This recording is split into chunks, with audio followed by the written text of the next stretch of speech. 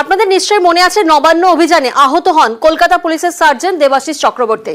আজ ওনার বাড়িতেই যান কলকাতার পুলিশের সিপি। নবান্ন অভিযানে আহত সার্জেন্ট দেবাশিস চক্রবর্তী, চোখে গুরুতর আঘাত লাগেন দেবাশিস চক্রবর্তীর এবং আহত পুলিশ কর্মীর বাউরিয়ার বাড়িতে আজ যান কমিশনার মনোজ ভার্মা।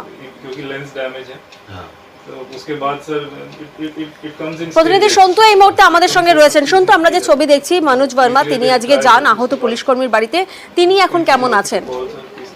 দেখো, এখন যেটা যে আহত পুলিশ দেবাশিস চক্রবর্তী কলকাতা পুলিশের সার্জেন্ট, তিনি কিন্তু প্রথমে কলকাতা তার চিকিৎসা করা, তারপর তাকে হাসপাতালে নিয়ে যাওয়া হয়। এখন কিন্তু যেটা জানা যাচ্ছে সূত্র মারফত তিনি কিন্তু সুস্থ আছেন এবং স্বাভাবিকভাবে কিছুটা হলেও দৃষ্টিশক্তি ফিরে ফেলেছেন এবং আজ তার বাড়িতে কিন্তু কলকাতার পুলিশ কমিশনার নতুন পুলিশ মনোজ ভার্মা কিন্তু তিনি যান এবং পরিবারের সাথে কথা বলেন। পাশাপাশি দেবাশিস চক্রবর্তী ও তার স্ত্রীর সাথেও কথা বলেন বেশ কিছুক্ষণ এবং তিনি বেরিয়ে জানান যে দেবাশিসের চিকিৎসায় অনেকটাই সাড়া দিচ্ছে এবং সুস্থ আছে।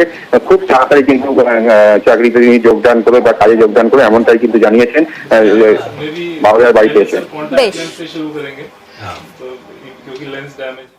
আমাদের সার্জেন্ট 27 তারিখ নবান্ন অভিযান, সেই দিন সার্জেন্ট দেবাশিস ইনজার্ড হয়েছেন, ওনার চোখে ইঞ্জারি আছে। আমরা দেখতে এসেছি, আমি এসেছি, আমাদের ডিসি সাহেব আছেন, এসপি হাওড়া রুরাল আছেন, ফ্যামিলির সঙ্গে কথা বলেছি। তো রিকভারি হচ্ছে, উই আর হোপফুল কি ভালো রিকভারি হবে। Recovery is good, will take care of entire treatment.